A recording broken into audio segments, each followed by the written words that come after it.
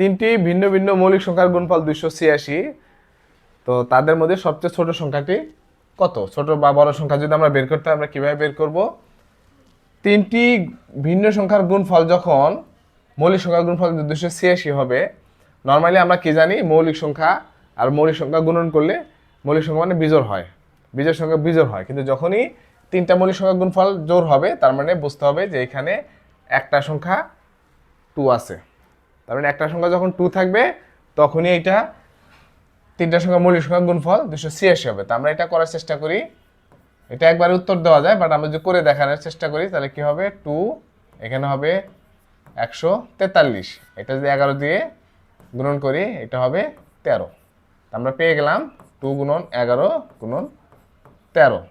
তাহলে সবচেয়ে ছোট সংখ্যাটি, সবচেয়ে ছোট সংখ্যাটি 2। Thank you.